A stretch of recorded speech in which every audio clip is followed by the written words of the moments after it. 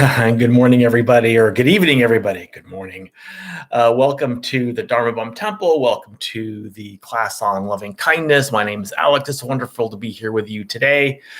As always, we're getting close to that time where things are going to be opened up. I don't know what's going to actually happen with the temple. We'll see.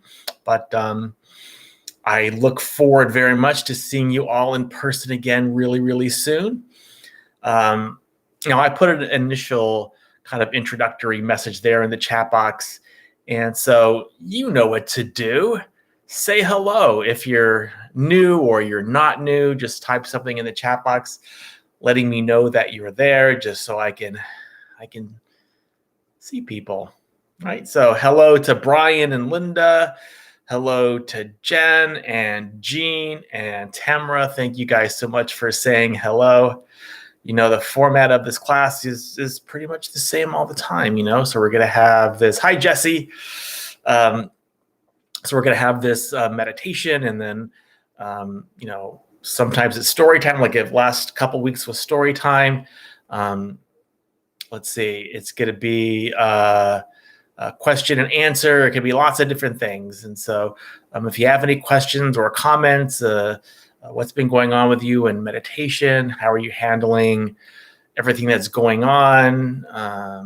We want to hear all of those things, because it's good to get those things out. It's really, really good. So, hi, Lisa. And so got a lot of people here today, at least saying hello. And we're good. Let's have this wonderful meditation. It's not quite as bright. Yeah, I'll make that a little bit brighter. How about that? Okay.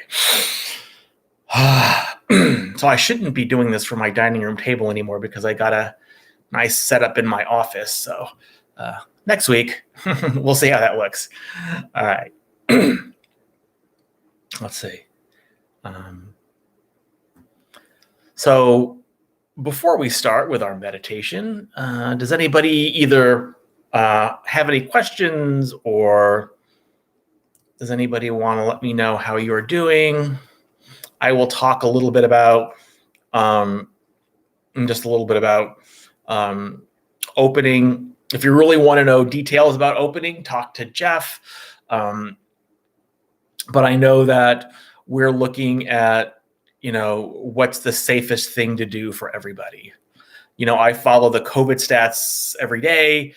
So I know how many cases there are, and what our percent positive rate is, and all of those different types of things. And all those different things are really, really informative because they kind of tell us how safe we think it is to resume classes at the temple.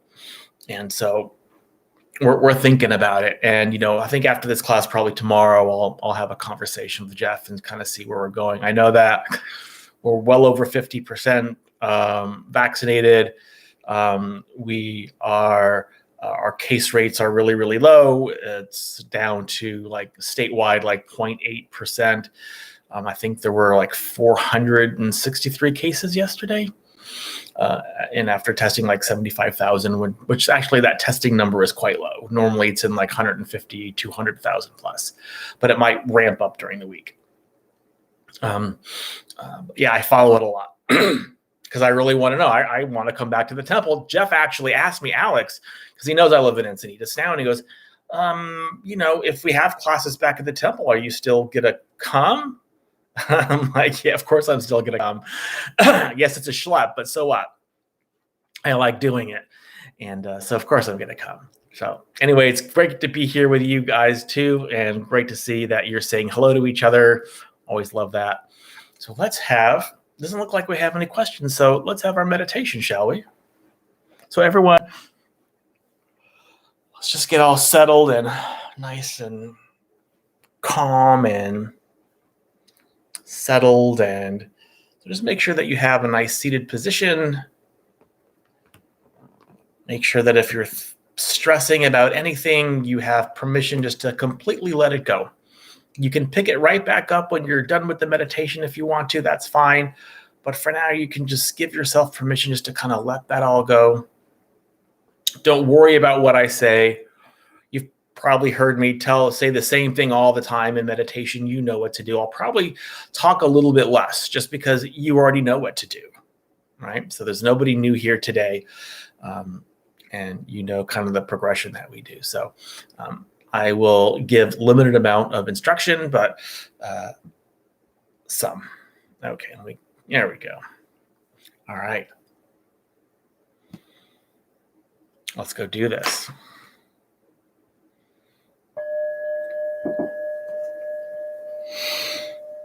Just allow your eyes to close. And just making sure that you get nice and connected with the breath, following the breath all the way in and all the way out. Not forcing the breath, letting the breath be quite easy and quite natural.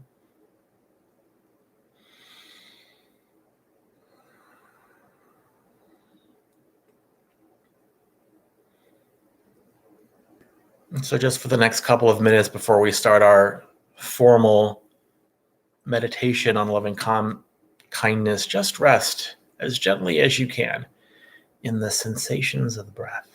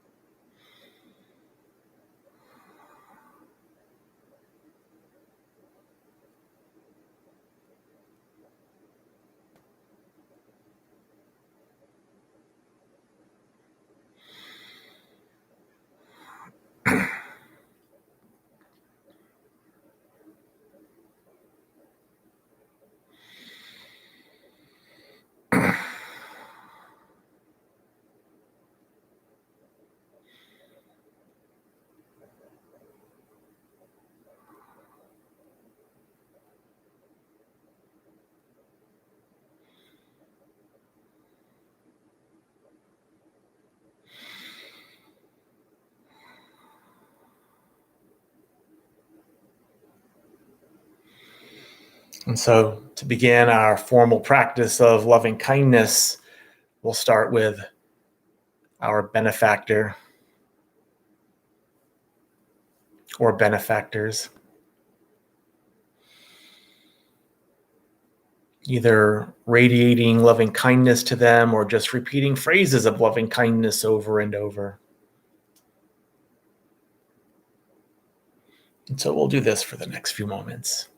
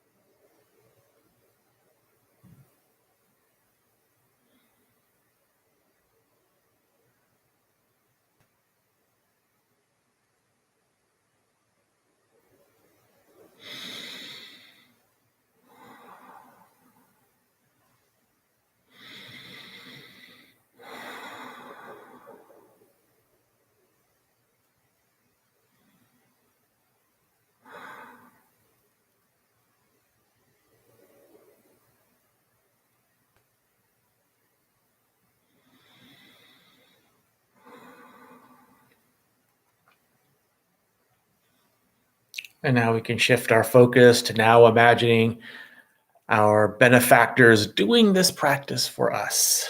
wishing us loving kindness. They're our benefactors because you already have that experience of their loving kindness because of what they've done for you or what they've meant to you. That experience is always already there. And so now all we have to do is let all of that in.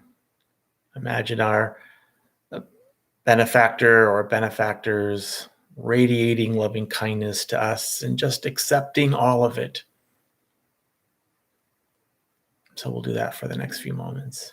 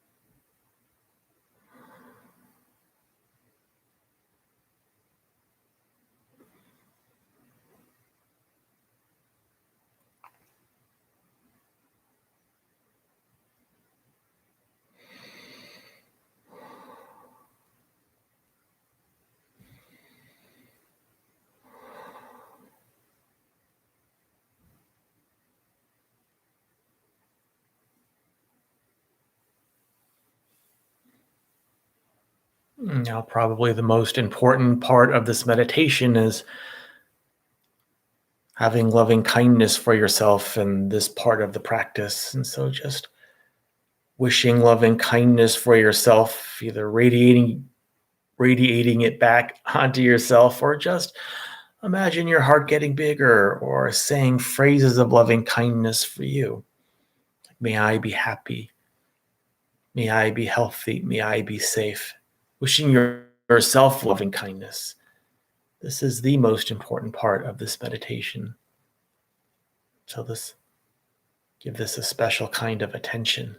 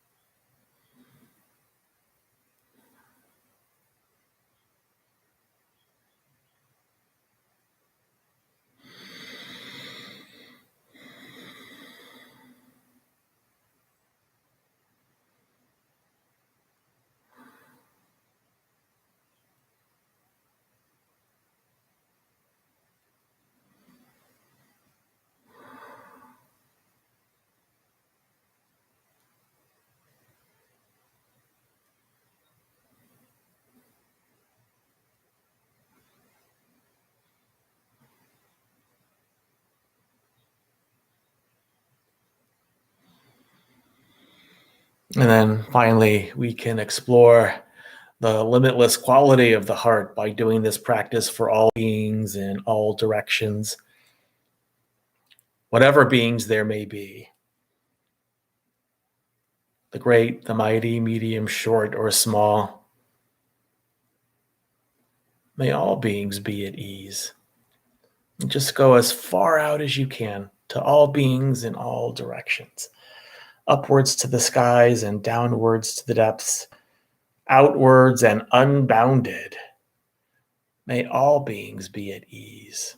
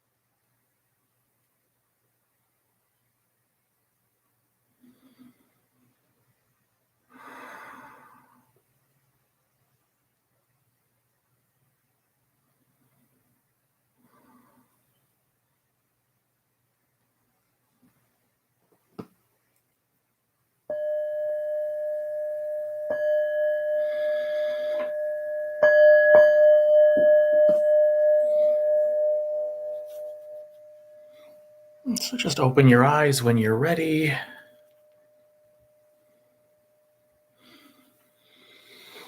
And just spend the next couple of moments in silence as you stretch your arms and you stretch your legs, keeping that mindfulness of loving kindness about you.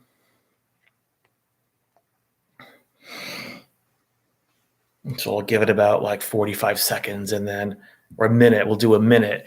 And then in the meantime, if you have any questions or anything like that Lisa had to drop, that's perfectly fine. Questions, comments on anything, I would love to have a conversation with you about that. And so let's just chill out for a minute.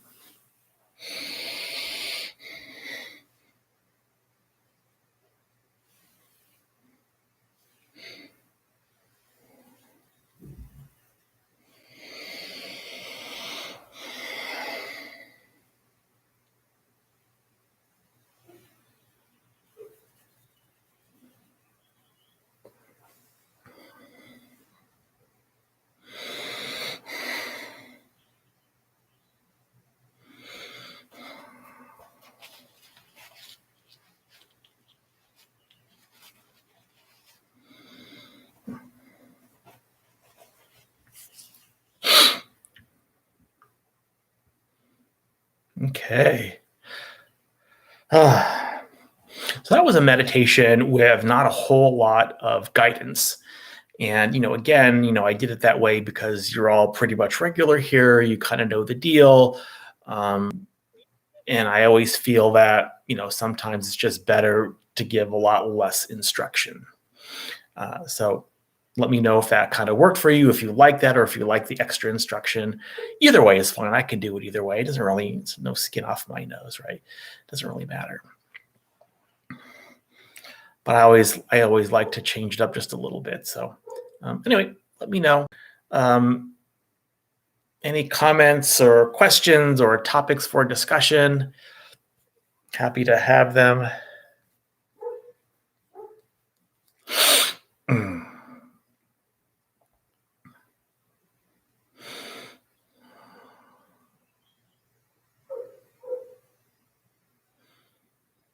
Thank you, Jean.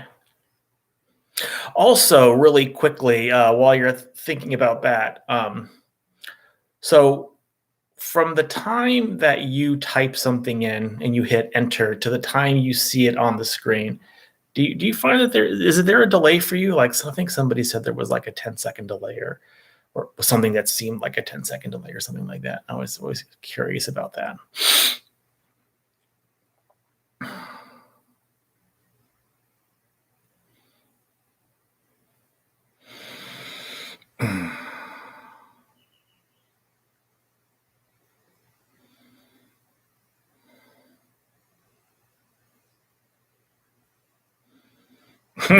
There must be a delay. Okay, somehow I didn't get anything for a while. Yeah, there must be a delay. Okay, thank you, Jean, and thanks, Brian and Linda.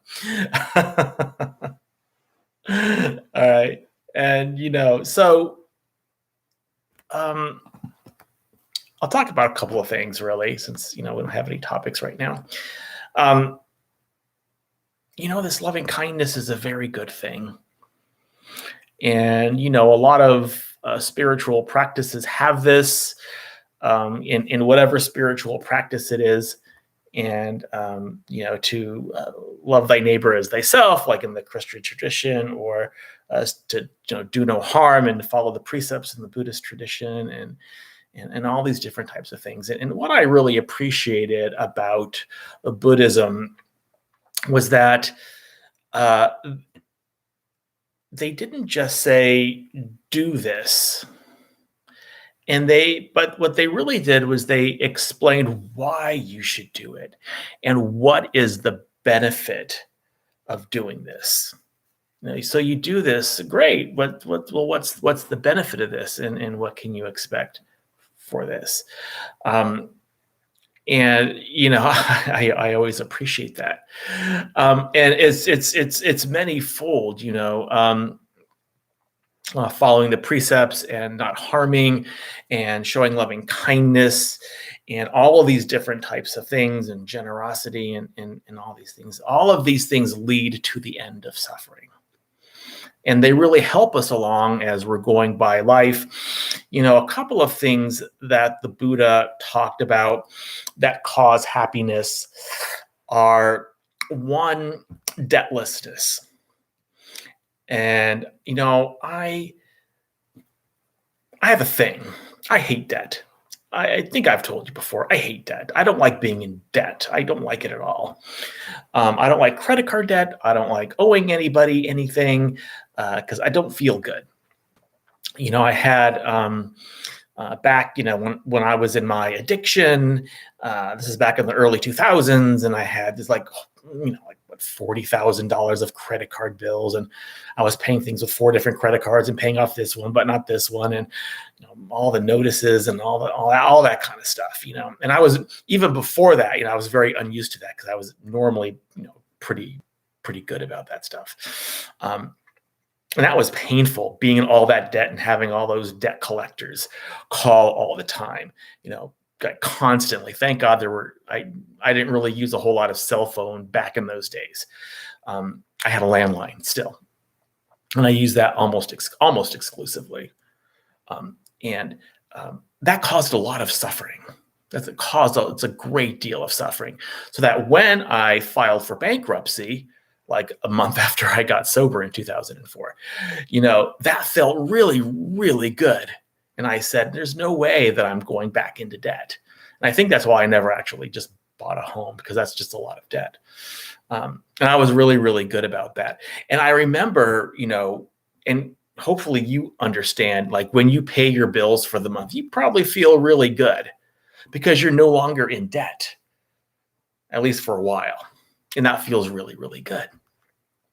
And so debtlessness, knowing that you don't owe anybody anything, is a cause of happiness that the Buddha kind of talked about. And another cause of happiness that the Buddha talked extensively about, and they talked about it a lot in like the monk Sangha, was this idea called blamelessness. It's a cause of happiness, debtlessness and blamelessness, meaning that you didn't do anything wrong. You didn't do anything wrong that would cause you harm or cause harm to another person. It was blameless.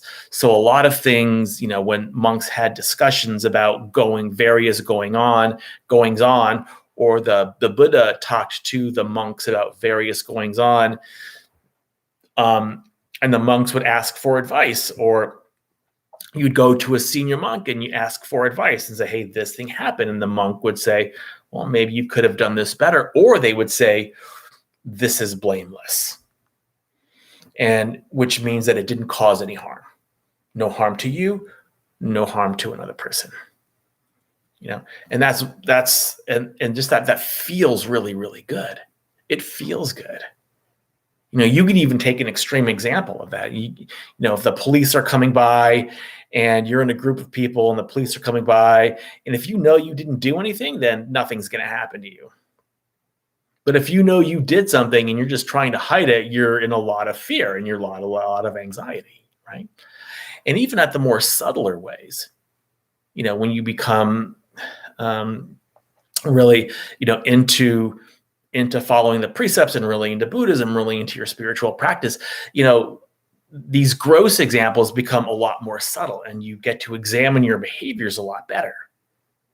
And what's blameless and what's not blameless, you get to really understand a little bit more. You get to see if these things cause you happiness or not, or other people, if they cause you or somebody else suffering or not.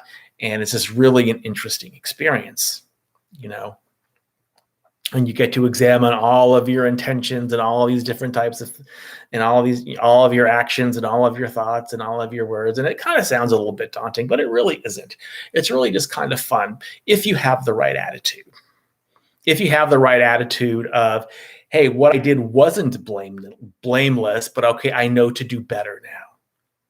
And if you know to do better, if you can look at something and you say, oh, yeah, I could have done better here, and not have a lot of that judgment that goes along with it, even that can create a lot of happiness, because you know, oh, okay, I'm not going to cause myself suffering in this next instance. So debtlessness and blamelessness are causes of happiness, right? Following the precepts are causes of happiness, because you're not harming anybody. You're not harming anybody with your actions or in any way whatsoever. And the thing that these actions do, or this lack of causing any suffering does, is it does a couple of things.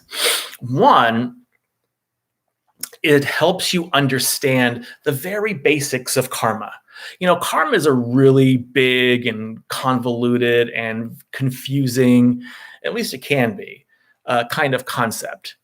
But here you get a very basic understanding of karma. You know that positive actions lead to positive results. So it leads to all this blamelessness and debtlessness and not causing any harm. It leads to a lot of happiness. All of these following the precepts and all these ways that you don't cause harm for yourself and others, and that you actually gladden the minds of yourself and others. It's a cause of happiness, and you see it right there because it's karma. Positive action, positive result. That's just the very basics of karma.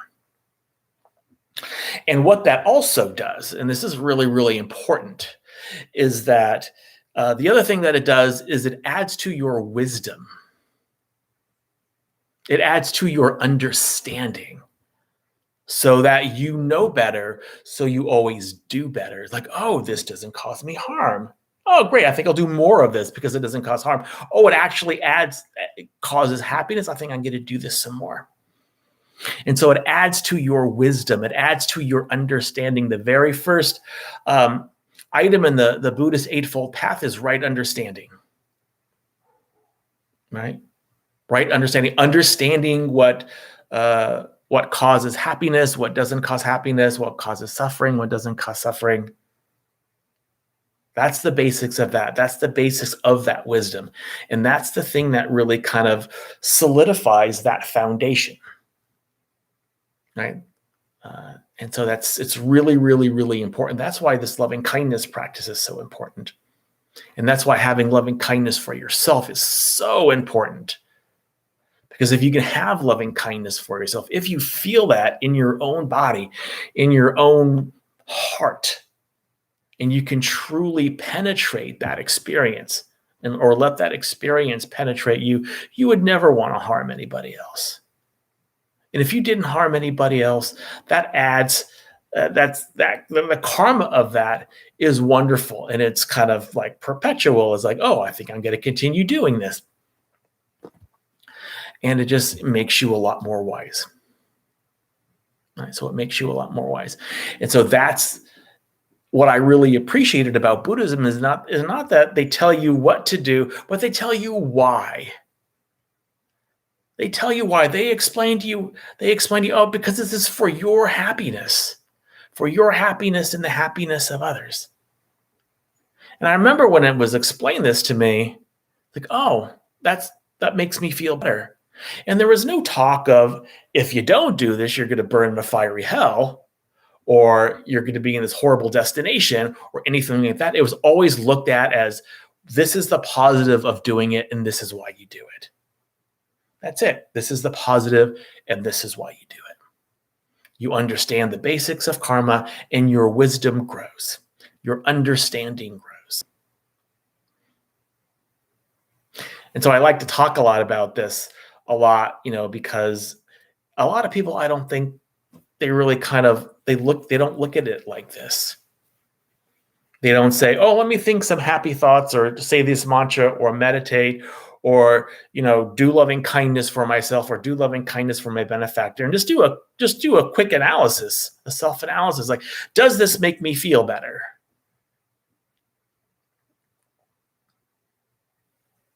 Does this make me feel better?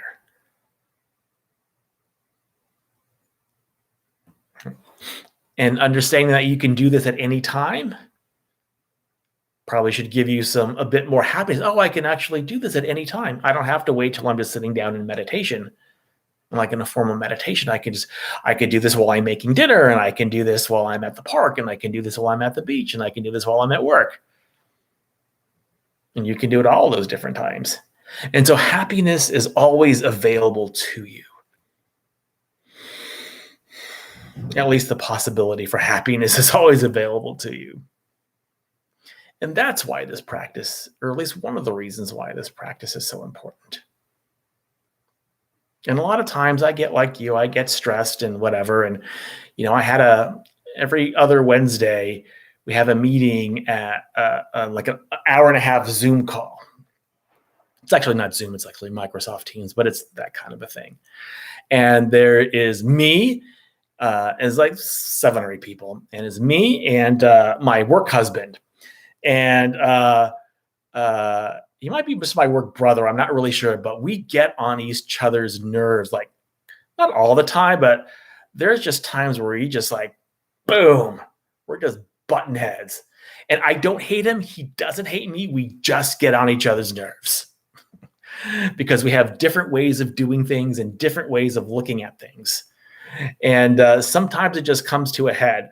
And when he turns his camera off, I know what he's doing. And when I turn my camera off, I'm not saying anything bad or thinking anything bad, but I'm just annoyed, And we had one of those times today. And it's just, kind of what you go through. When you've known somebody for such a long time, that's just kind of what happens.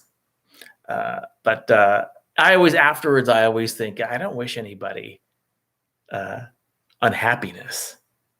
And so I always am able to look at it and just kind of like get over it and kind of examine it and all that, different kind of stuff and say, yeah, well, maybe I could have been more tolerant or patient here. But, those times are actually not as much as they were before. And that's just the way it is sometimes. And I'm not perfect, and I have my moments, that is for sure. I have my moments. But I know that these things cause happiness because I tried them out in my own life. And they've meant a lot to me, these practices, a great deal. And so that's kind of what I wanted to talk a little bit about today. But that's it. So Gene doesn't see much of a delay, and Brian and Linda said both are good. Okay. Oh, that's good.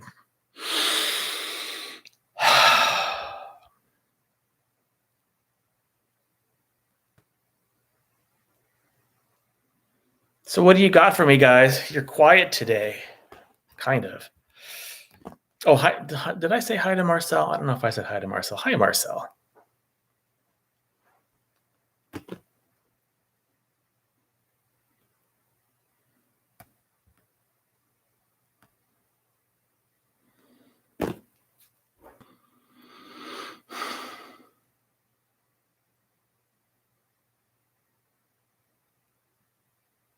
Medical debt. Cripes. Lord. And so Tamara says, I've been thinking about how different Buddhist stories are than the stories of Christian deities. The story of Jivaka really emphasizes this for me. Yeah, all these stories are really interesting. In the Vinaya, this is the collection of the rules and for the monks and the nuns and the stories behind the rules. There's tons of these stories. There's a lot of these stories, and all these stories are just teaching stories. They're not necessarily stories of, I don't know, do this or you're going to hell. I mean, I don't know what a lot of these Christian stories are about. Like I was raised kind of culturally Catholic, and I don't know much about stories in the Bible or anything like that. Having growing up in negative Christianity, I like the positive focus, and I like the positive focus too, and even a lot of these stories. And I'll probably tell a story next week of, there's a couple of stories I can tell. I can tell the story of Mahapajapati, who was actually the first Buddhist nun. And it's a wonderful story. Okay, it's a wonderful, wonderful story. It's not really long. I can probably tell both of those stories next week.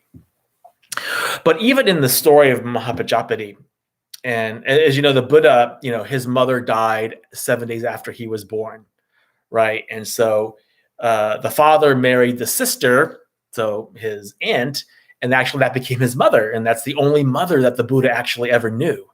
He didn't know this other woman, so and so she became the first nun. But that story is there's like just intertwined with so much misogyny because the story writers were men, and they wanted to put women in their place. So I want to tell the story, but a lot of elements of the story don't necessarily make lots of sense. And we're going to go over that too, because it's really important that we go over that. Because the elements of this story that are clearly misogynistic, a lot of the patriarchal Buddhist countries use as justification for not fully ordaining women. And it's horrible and it sucks and it's terrible and it just drives me crazy sometimes. Especially the more I understand about these stories. They really bring me a lot of pain thinking about all these women who just want to be fully ordained nuns and they can't because these men are pointed to these stories. And they shouldn't be pointing to these stories. They should know better than to do that. And even the story of Malika, the flower girl queen, there's a part at the end of the story that I don't even tell. And I'm not going to tell you because it's stupid. It doesn't make any sense. It doesn't add anything to the story, or it actually takes away from the story, to be perfect, I think, because it's just dumb. And it's like someone after the fact clearly did this on purpose because they just couldn't handle the fact of a woman being virtuous and the hero of a story. Kind of had to, let's take her down just a peg, just a little bit. So I don't even include that because it's dumb. So I'm going to tell you it without that element in it, and then I'll tell you what it is afterwards. But I do like telling these stories. I like telling them a lot. So we're going to go ahead and do that because I like doing it.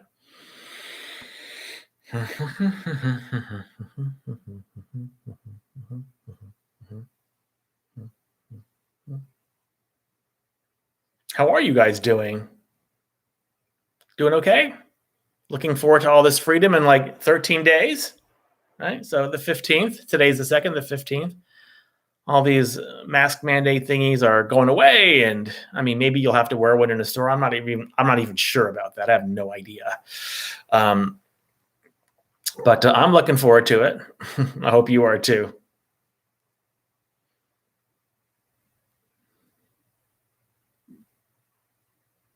And I'm looking forward to coming back to the temple whenever I don't know when that's going to happen. I'm actually going to have a conversation.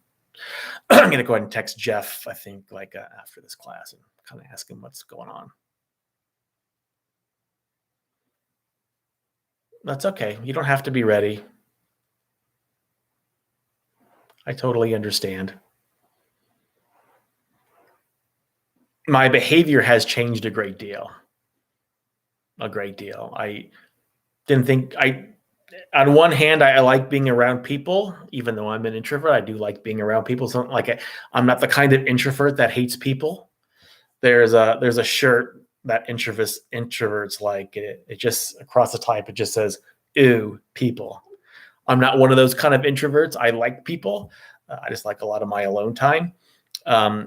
So I really look forward to being back in the temple. But a lot of my behavior other than that has changed a lot. So I'm kind of happier than I even normally was, just hanging out by myself. It's all good. But I am looking forward to seeing people's faces.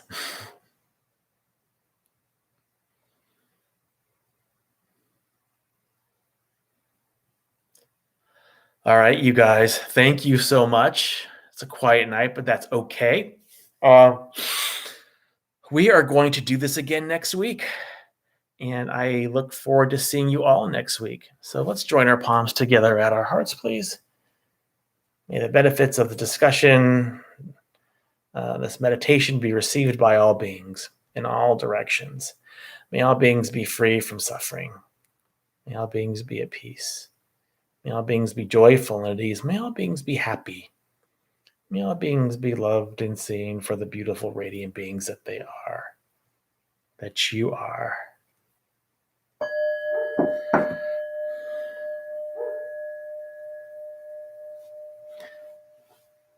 Thank you much. I see your message, Tamara. Thank you. I'll see you all later. Have a wonderful rest of your week. We'll see you next Wednesday. Bye now.